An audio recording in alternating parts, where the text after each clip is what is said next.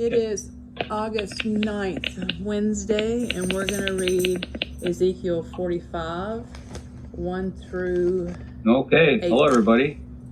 It is Wednesday, and I'm here at the camper. Beth is there, Adam, watching on the box. We are still in that book there. We are still in Ezekiel. We are in chapter 45, Division of the Land. Ezekiel 45, starting at verse 1. When you divide the land among the tribes of Israel, you must set aside a section for the Lord as his holy portion. This piece of land will be 8 1/3 miles long and 6 2/3 miles wide.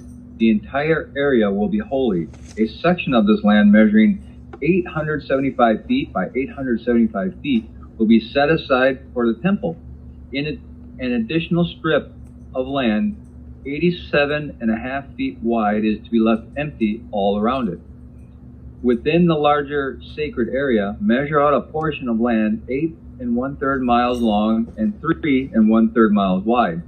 Within it, the sanctuary of the most holy place will be located.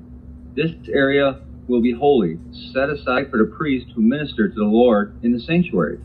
They will use it for their homes, and my temple will be located within it. The strip of sacred land next to it, also 8 1/3 miles long and 3 1/3 miles wide, will be a living area for the Levites who work at the temple. It will be their possession and a place for their towns. Adjacent to the larger sacred area will be a section of land 8 1/3 miles long and 1 2/3 miles wide. This will be set aside for a city where anyone in Israel can live.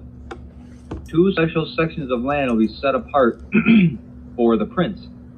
One section will share a border with the east side of the sacred lands and city, and the second section will share a border on the west side. Then the far eastern and western borders of the prince's lands will line up with the eastern and western boundaries of the tribal areas. These sections of land will be the prince's allotment. Then my princes will no longer oppress and rob my people.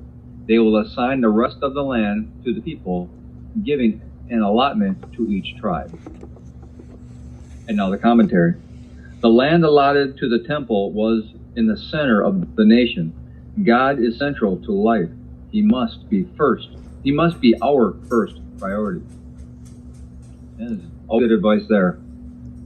For God says, if we put him first in all things, he will give us everything that we need. He will supply us everything that we need. Not necessarily everything that we want, Right. Obviously, because that'd be really bad. Let's just be honest. If we got everything we wanted, it would be incredibly bad. But he will promise us to give us everything that we need.